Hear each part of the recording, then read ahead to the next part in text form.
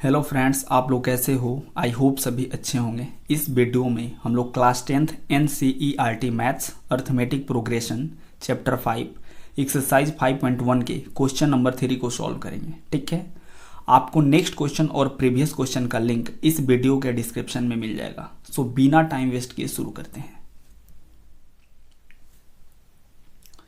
तो क्वेश्चन बोल रहा है for the following APs right the first term and the common difference. मतलब यहाँ पे आपको कुछ एपी दिया गया है, इसका फर्स्ट टर्म और कॉमन डिफरेंस आपसे पूछा गया है। ठीक है, तो अगर आपको एपी का फर्स्ट टर्म और कॉमन डिफरेंस निकालना नहीं आता है तो सिर्फ 1 मिनट लगेगा। फटाफट से डिस्कस कर लेते हैं कि किसी भी एपी का फर्स्ट टर्म और स्पेशली कॉमन डिफरेंस कैसे कैलकुलेट करते हैं, ताकि इस क्वेश्चन को करने के बाद से कभी भी आपसे कोई एपी दे के उसका फर्स्ट टर्म और कॉमन डिफरेंस पूछे तो आप इजीली कैलकुलेट करके बता पाओ। ठीक है, अगर एपी के टर्म्स को हम लोग A1, A2, A3, A4, A5 मान लें तो इस लिस्ट में ये जो पहला टर्म है इसको हम लोग स्मॉल a से डिनोट करते हैं और यही एपी का फर्स्ट टर्म कहलाता है। यानी एपी का फर्स्ट टर्म A1 के इक्वल हो जाएगा। ठीक है, अब देखते हैं कि एपी का कॉमन डिफरेंस कैसे कैलकुलेट करना होता है। तो एपी का कॉमन डिफरेंस कैलकुलेट करने के लिए आप किसी भी एक टर्म को पकड़ो और उसका जस्ट पिछला वाला टर्म आप घटा दो। सपोज आप A2 को उठाते हो तो इसका जस्ट पिछला वाला टर्म यानी कि A1 अगर आप घटा देते हो तो आपको कॉमन डिफरेंस यानी D का वैल्यू मिल जाएगा। यानी D is equal to A2 minus A1 हो जाएगा। ठीक है, आप D कैलकुलेट करने के लिए अगर आप A4 को उठाते हो तो इसका जस्ट पिछला वाला टर्म आप A3 घटाओ, यानी A4 माइनस A3 कर दो तो आपको D यहाँ से भी मिल जाएगा। ठीक है, यहाँ से अगर आप D कैलकुलेट करने के लिए फिफ्थ टर्म उठाते हो तो इसका जस्ट पिछला वाला टर्म यानी कि A4 इसमें से घटा दो। तो इन सभी तरीकों से आप कॉमन डिफरेंस को कैलकुलेट कर सकते हो, फार्मूला रटना नहीं है। यानी अगर आपको एपी दिया हो और उसका कॉमन डिफरेंस कैलकुलेट करना हो तो आप किसी भी एक टर्म को पकड़ो और उसका जस्ट पिछला वाला टर्म आप घटा दो तो आपके पास कॉमन डिफरेंस निकल के आ जाएगा। ठीक है, लेकिन नॉर्मली हम लोग एपी का कॉमन डिफरेंस कैलकुलेट करने के लिए दूसरे टर्म में से पहले टर्म को घटाते हैं, यानी D is equal to A2 minus A1 करते हैं। लेकिन हम लोग वेरीफाई करेंगे कि किसी भी टर्म को आप पकड़ के उसका जस्ट पिछला वाला टर्म घटाओगे तो भी आपका कॉमन डिफरेंस निकल के आ जाएगा। ठीक है, तो आई होप किसी भी एपी का फर्स्ट टर्म और कॉमन डिफरेंस कैसे निकालते हैं ये बिल्कुल अच्छे से समझ में आ गया होगा। अब अपने क्वेश्चन पे आते हैं। तो अब यहाँ से 1 बाय 1 करके एक एक क्वेश्चन उठाते हैं और इसका फर्स्ट टर्म और कॉमन डिफरेंस कैलकुलेट करते हैं। ठीक है, तो इस एपी का फर्स्ट टर्म 3 है और हम लोग फर्स्ट टर्म को स्मॉल a से डिनोट करते हैं, इसलिए a इज इक्वल टू 3 हो जाएगा। ये आपके इस एपी का फर्स्ट टर्म है। ठीक है, और d निकालने के लिए हम लोग क्या करेंगे, d is equal to A2 minus A1 कर लेंगे। तो A2 का वैल्यू कितना है, A2 का वैल्यू 1 है माइनस A1 का वैल्यू 3 है, तो यहाँ से आपके d का वैल्यू -2 के इक्वल हो जाएगा। ठीक है, अगर आप A4 माइनस A3 करते हो तो भी आपके पास D का वैल्यू इतना ही निकल के आएगा। ठीक है, यानी D is equal to A4 minus A3।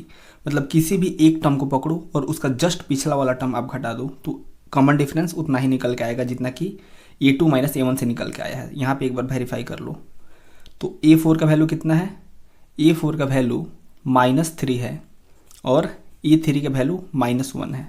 तो इसको सिंप्लीफाई करो बस, -3 माइनस माइनस +1 और देखो यहाँ से भी D इक्वल टू आपके पास -2 ही निकल के आ रहा है। ठीक है,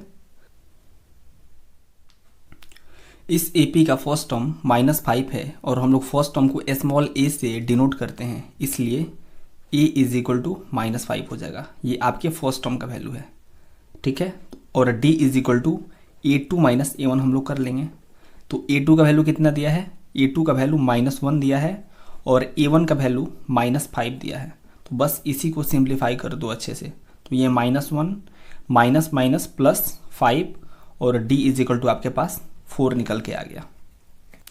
अगर हम लोग D कैलकुलेट करने के लिए A3 टर्म को उठाएं तो इसका जस्ट पिछला वाला टर्म यानी हमें A2 को घटाना होगा। और A3 का वैल्यू कितना है, A3 का वैल्यू 3 है और A2 के वैल्यू को घटाना है। A2 कितना है -1, तो इसी को सिंप्लीफाई करो। D is equal to 3 minus minus plus 1, और यहाँ से भी आप देख लो D इज इक्वल टू आपके पास 4 ही निकल के आ रहा है। तो कन्फ्यूजन में नहीं जीना है, हमेशा कॉमन डिफरेंस कैलकुलेट करने के लिए AP के किसी भी एक टर्म को पकड़ो और उसका जस्ट पिछला वाला टर्म आप घटा दो, सिंपल। इस AP का फर्स्ट टर्म 1/3 है और हम लोग फर्स्ट टर्म को A से डिनोट करते हैं, इसलिए A इज इक्वल टू 1/3 हो जाएगा, जो कि आपका फर्स्ट टर्म है। और D कैलकुलेट करने के लिए हम लोग A2 माइनस A1 कर लेंगे, A2 में से A1 को घटा देंगे। तो A2 का वैल्यू है कितना 5/3 माइनस A1 का वैल्यू कितना है 1/3। तो अच्छे से थोड़ा एलसीएम उलसीएम लेके इसको बना देते हैं। तो 3 और यहाँ पे 5 माइनस 1, तो D इज इक्वल टू कितना हो जाएगा 4/3 आपके पास निकल के आ जाएगा। अगर आप A4 माइनस A3 करते हो तो भी आपके पास D का वैल्यू 4/3 के ही इक्वल आएगा। इसको एक बार निकाल के चेक कर लेते हैं। A4 माइनस A3, तो A4 का वैल्यू कितना है 13/3 और A3 का वैल्यू कितना है 9/3।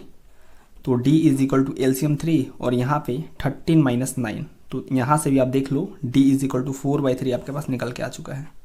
ठीक है, इस AP का फर्स्ट टर्म 0.6 है, इसलिए A इज इक्वल टू 0.6 हो जाएगा। ठीक है, और D कैलकुलेट करने के लिए आप A2 माइनस A1 कर लो। ठीक है, A2 का वैल्यू कितना है 1.7 माइनस A1 का वैल्यू 0.6, तो आपके पास D का वैल्यू 1.1 निकल के आ जाएगा। ठीक है, अगर आप D is equal to A3 minus A2 करते हो तो भी आपके पास इतना ही वैल्यू निकल के आने वाला है। देख लेते हैं एक बार। A3 का वैल्यू कितना है 2.8 माइनस A2 का वैल्यू कितना है 1.7, तो देखो D इज इक्वल टू 1.1 यहाँ से भी निकल के आ रहा है। ठीक है, तो आई होप इस क्वेश्चन का सॉल्यूशन बिल्कुल अच्छे से हर एक बच्चे को समझ में आया होगा। ओके, दिन मिलते हैं नेक्स्ट वीडियो में नेक्स्ट क्वेश्चन के साथ। तब तक के लिए have a good day, take care, bye.